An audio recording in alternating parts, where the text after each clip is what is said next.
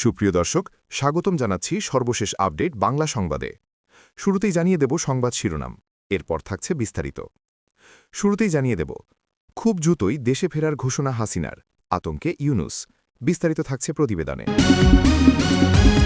আরও জানিয়ে দেব, গোপনে হাসিনা আওয়ামী লীগ বৈঠক, দিল্লি থেকে কিসের প্রস্তুতি নেত্রীর। বিস্তারিত থাকছে প্রতিবেদনে। আরও জানিয়ে দেব, দেশদ্রোহী ইউনুসের শেষ সময়ের মহাডাকাতি। বিস্তারিত থাকছে প্রতিবেদনে। আরও জানিয়ে দেব, হাসনাত আবদুল্লার ব্যানারে আগুন, প্রতিনিধির ওপর বিএনপির সন্ত্রাসীদের হামলা। বিস্তারিত থাকছে প্রতিবেদনে। এবং সর্বশেষ জানিয়ে দেব, ঋণ খেলাপি বগলে রেখে দুর্নীতিমুক্ত দেশ গড়া অসম্ভব, আমিরে জামাত শফিকুর রহমান। বিস্তারিত থাকছে প্রতিবেদনে। সুপ্রিয় দর্শক, এতক্ষণ শুনছিলেন সংবাদ শিরোনাম, এবারে শুনবেন বিস্তারিত। তার আগে ভিডিওটি ভালো লাগলে এবং সর্বশেষ আপডেট নিউজ পেতে চ্যানেলটি সাবস্ক্রাইব করুন। ধন্যবাদ। ভারতে বসে শেখ হাসিনা একাধিক গণমাধ্যমে বিভিন্নভাবে সাক্ষাৎকার দিচ্ছেন। কখনো সংবাদ সম্মেলনে অডিও বার্তা দিচ্ছেন, আবার কখনো ইমেল মারফত সাক্ষাৎকার দিচ্ছেন। তবে কখনো কখনো দলীয় ফোরামে নানা রকম বার্তা দেবার চেষ্টা করছেন, কিন্তু সেগুলি বাইরে চলে আসছে। যুক্তরাজ্য আওয়ামী লীগ নেতাদের সঙ্গে তার যে গোপন বৈঠক, সেই বৈঠকের খবর অন্তত ৯ দিন পর ফাঁস হল গণমাধ্যমে। এর মধ্যে গণমাধ্যমে উঠে এসেছে শেখ হাসিনা কোনো দলীয় ফোরামে কোনো কথোপকথন চাউর হয়েছে। সেখানে নিজেকে নানাভাবে তুলে ধরার চেষ্টা করেছেন। সেখানে তিনি তার সময়ের নানা কর্মকাণ্ড, উন্নয়নের ফিরিস্তি যেমন তুলে ধরেছেন, একইভাবে তিনি এই নির্বাচনকে বিতর্কিত নির্বাচন বলছেন। তিনি বলছেন এই নির্বাচন প্রশাসন দিয়ে হচ্ছে, এমন নানা বিষয়ে কথা বলেছেন তিনি। পাশাপাশি এই প্রশ্ন উঠছে, ঢাকায় কি ফিরতে চলেছেন হাসিনা? অবস্থান স্পষ্ট করলেন আওয়ামী নেত্রী। শেখ হাসিনা সম্প্রতি নিজের দলের নেতাকর্মীদের উদ্দেশ্যে দেওয়া একটি বক্তব্য গণমাধ্যমে উঠে এসেছে। সেখানে তাকে বলতে শোনা যায়, কারও চাহিদা তো অপূর্ণ রাখেনি, তার সময়ে বাংলাদেশে বেকারত্ব ছিল না। ভার্চুয়াল সভাতে তিনি এই কথা জানান। সেখানে হাসিনা প্রশ্ন ছুড়ে দেন, আওয়ামী লীগের দোষ কোথায়?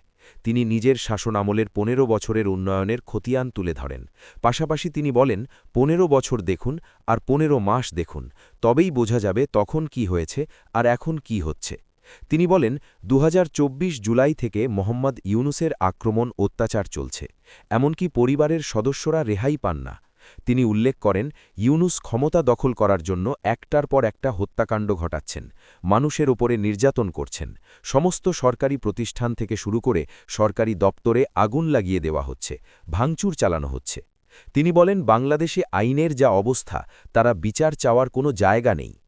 একটা বিশ্ববিদ্যালয়কে আয়নাঘর বানিয়ে দেওয়া হয়েছে, যে আয়নাঘরের অভিযোগ উঠেছিল শেখ হাসিনার আমলের বিরুদ্ধে, অথচ তিনিই ফের এই বিষয়টি তুলে ইউনুসকে আক্রমণ শানালেন।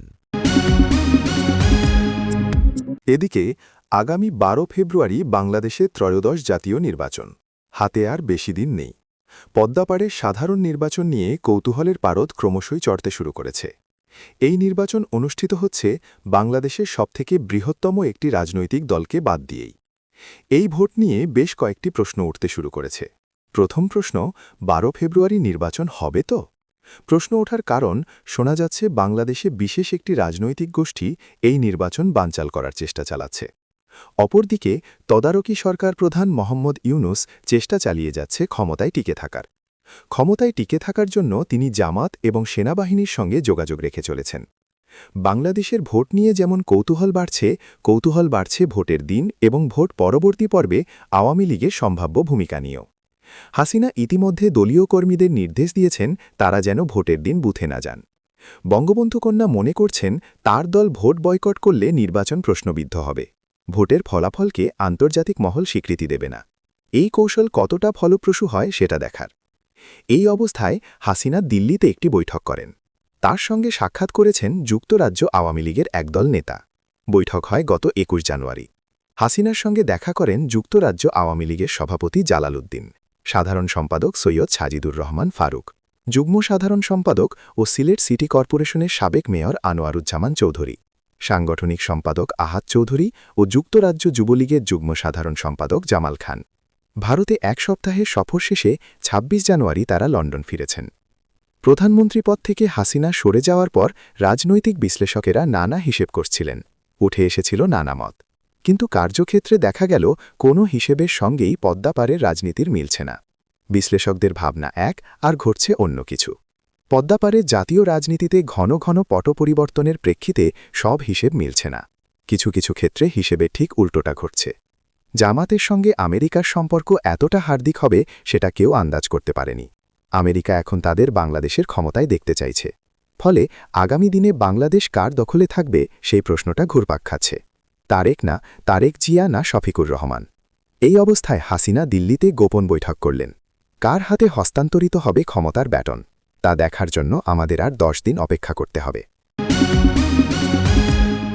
এদিকে ২৪ জুলাই মাসে রক্তের বন্যায় ভাসিয়ে যে লোকটা ক্ষমতা দখল করেছিল, সে এখন দেশটাকে টুকরো টুকরো করে বিক্রি করে দিচ্ছে।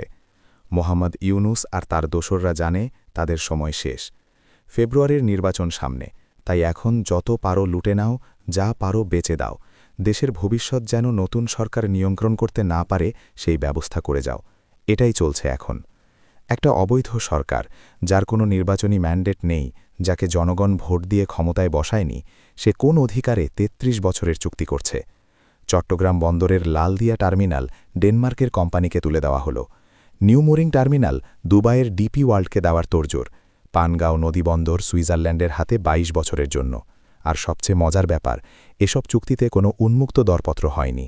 মানে কে কত কম দামে ভালো সেবা দেবে সেটা যাচাই করার কোনো প্রক্রিয়াই মানা হয়নি। সরাসরি দেশের সম্পদ তুলে দেওয়া হচ্ছে বিদেশি প্রভুদের হাতে। ইউনুস চক্রের এই কাজকর্ম দেখলে মনে হয় তারা নতুন ইস্ট ইন্ডিয়া কোম্পানি খুলে বসেছে। ব্রিটিশরা যেভাবে এদেশে এসে ব্যবসার নামে দেশ দখল করেছিল, এখন সেই একই খেলা চলছে। পার্থক্য শুধু এটুকু যে এবার দালালরা দেশেরই লোক। ইউনুস আর তার উপদেষ্টারা ওয়াশিংটনের পোষা কুকুর হয়ে দেশের স্বার্থ বিকিয়ে দিচ্ছে। বিমান বাংলাদেশের জন্য ১৪টা বোয়িং বিমান কেনার সিদ্ধান্ত হয়েছে। এয়ারবাসের সাথে তুলনা করা হয়নি। কেন? কারণ ট্রাম্প প্রশাসনকে খুশি রাখতে হবে। আমেরিকা পোশাক রপ্তানিতে শুল্ক কমিয়ে দিয়েছে, তার বদলে বোয়িং বিমান কিনতে হবে, দেশের টাকায়, সরকারি গ্যারেন্টি দিয়ে। আর বিমান বাংলাদেশের বোর্ডে নতুন করে বসানো হয়েছে কাদের? খলিলুর রহমান, ফয়েজ আহমেদ তাইয়েব, আখতার আহমেদ। এরা কি বিমান চালনায় বিশেষজ্ঞ? না, এরা হলো ইউনুসের বিশ্বস্ত লোক, যারা এই ডিলটা নিশ্চিত করবে।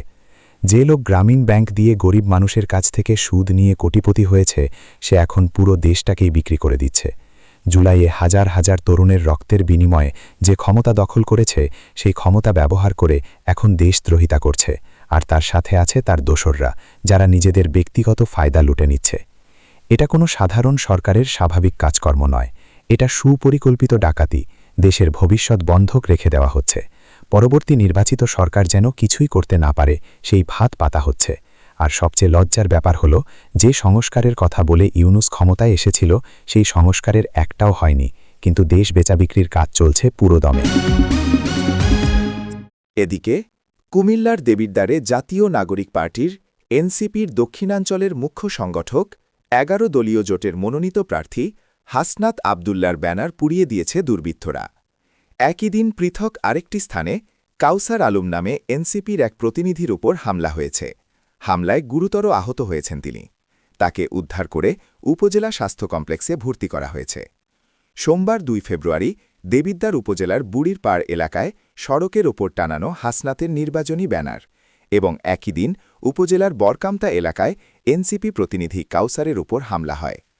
সোমবার রাত ১২টার দিকে ফেসবুকে নিজের ভেরিফাইড পেজে এসব তথ্য জানিয়ে পোস্ট করেন হাসনাত আবদুল্লাহ।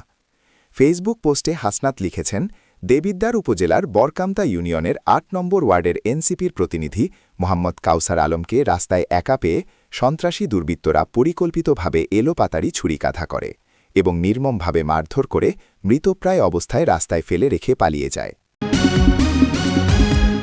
এদিকে ১৩ ফেব্রুয়ারি থেকে জনগণ একটি নতুন বাংলাদেশ পাবে বলে জানিয়েছেন বাংলাদেশ জামায়াতের ইসলামীর আমির শফিকুর রহমান।